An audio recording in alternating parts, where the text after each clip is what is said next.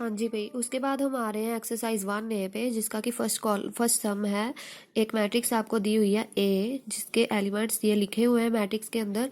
तो आपने फाइंड क्या करना है, order of matrix. Order of matrix मैंने पहले भी सिखाया हुआ है कि number of rose multiplied by number of columns. अब नंबर ऑफ रोज कितनी बन रही है इसमें, 1 2 3, 3 रोज है, तो कॉलम्स कितने हैं, 1 2 3 4, 3/4 इसका क्या हो गया, ऑर्डर।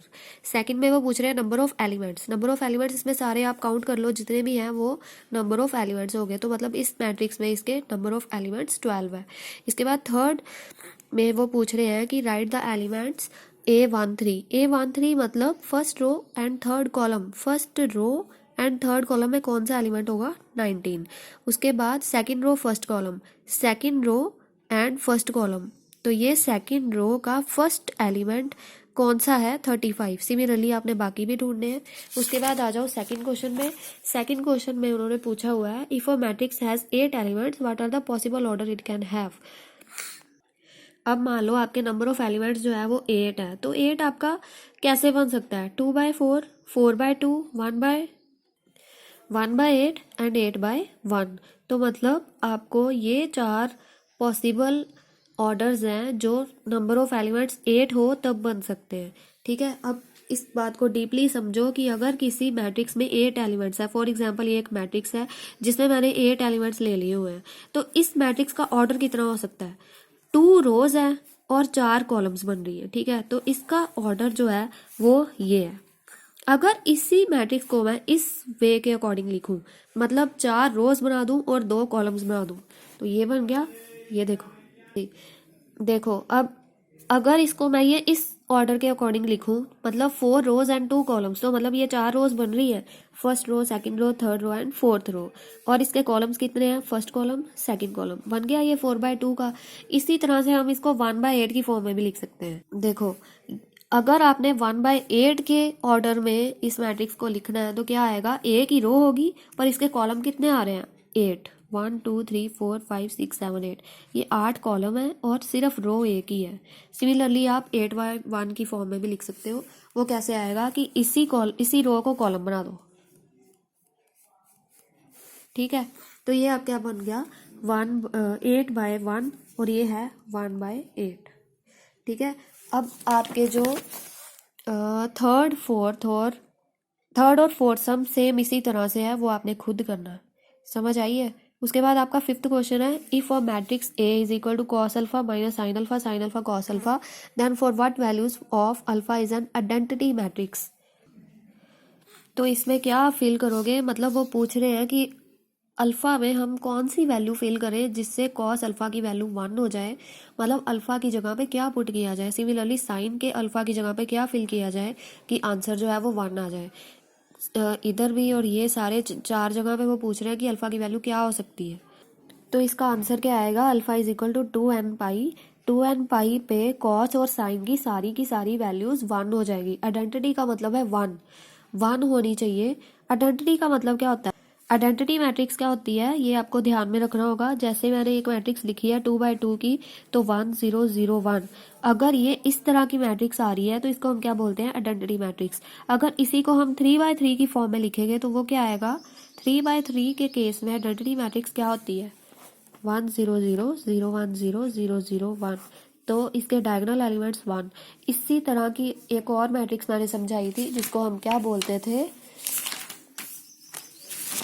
यूनिट मैट्रिक्स, जिसमें कि डायगोनल एलिमेंट्स 1 होते हैं। इसको हम आइडेंटिटी मैट्रिक्स भी बोलते हैं, जो कि 2/2 की फॉर्म में ये है। अब जो आपका फिफ्थ सम है उसमें उन्होंने यही पूछा हुआ है कि कॉस की वैल्यू और साइन की वैल्यू 1 0 किस एंगल पे होगी, मतलब अल्फा कितना लिया जाए कि आपकी आइडेंटिटी मैट्रिक्स बन जाए। तो ये आपने याद रख लेना है कि अल्फा की वैल्यू 2n पाई होनी चाहिए। ये आप +1 में ट्रिग्नोमेट्री चैप्टर में कर चुके हुए हो। अब नेक्स्ट आ जाओ सिक्स्थ क्वेश्चन में। सिक्स्थ क्वेश्चन में क्या है, construct a 3/4 matrix whose elements are aij is equal to i plus j। अब 3/4 मैट्रिक्स क्या होती है ये आप सभी को पता है। ठीक है, अब 3/4 मैट्रिक्स को आप पहले लिख लो एक जगह पे कि उसकी जनरल फॉर्म क्या होती है, ये पता है आप सभी को। 3/4 का मतलब क्या है कि 3 रोज और 4 कॉलम्स। तो मतलब हमने क्या कर लिया, 3 रोज लिख ली हैं और 4 हमने कॉलम बना लिए हुए हैं। अब बारी बारी ये सारी की सारी वैल्यूज हमने i प्लस जे में फिल करनी है। देखो ए आई जे की वैल्यू हमें दी हुई है i प्लस जे, तो मतलब पहला हमारा एलिमेंट है a11। i की जगह पे भी 1 लिखो, j की जगह पे भी 1 लिखो और यहाँ पे भी फिल कर दो 1 + 1, ये क्या आ गया आपका 2। मतलब ये फर्स्ट एलिमेंट आपका निकल आया 2। इसी तरह से a12 पे आ जाओ, a12 क्या आ गया आपका 1 + 2, ये क्या हो गया 3, मतलब आपका सेकेंड एलिमेंट आ गया 3। सिमिलरली आपने बाकी भी फाइंड आउट करने हैं। देखो अगर यहाँ पे a13 लिखा हुआ है तो क्या आ जाएगा आगे, a1 + 3 4, तो मतलब आपका अगला एलिमेंट आ गया 4। फिर आ गया a14, मतलब फर्स्ट रो फोर्थ कॉलम, 1 + 4 कितना आ गया 5, तो ये आ गया आपका 5। इस जगह पे इसकी वैल्यू लिख दो। सिमिलरली ये मैंने बाकी भी फाइंड आउट कर लिए, पर आपने एक एक फाइंड आउट करके इस मैट्रिक्स में लिखते जाना है और अपने आंसर को साथ साथ में मिलाते जाओ। ये बन गई आपकी मैट्रिक्स और इसके जो बाकी के पार्ट्स हैं वो भी आपने इसी तरह से करने हैं। जो भी आपको दिया हुआ है फॉर्मूला उसमें 1 1 1 2 1 3 1 4 ऐसे ही पुट करते जाओ और मैट्रिक्स को फाइंड करते जाओ।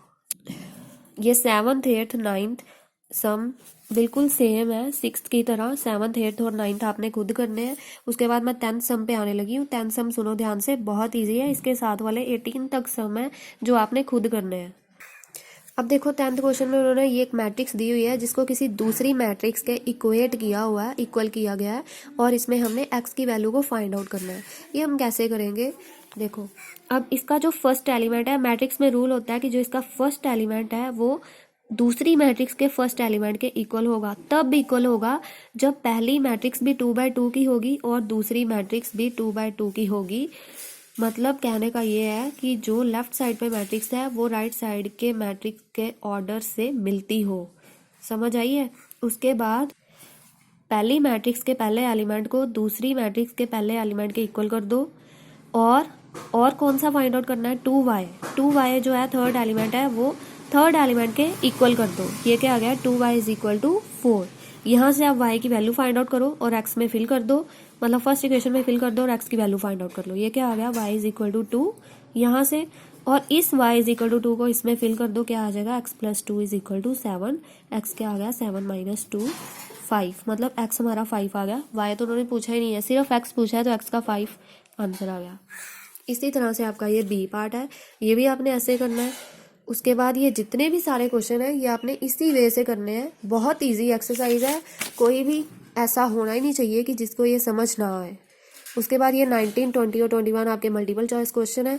मैं आपको सम्स के साथ इसके आंसर्स भी सेंड कर रही हूँ, समझ आइए। तो आप एक एक सम सॉल्व करो, मुझे सेंड करो ग्रुप में और अपने आंसर्स को भी साथ साथ में चेक करते जाओ। Thank you all.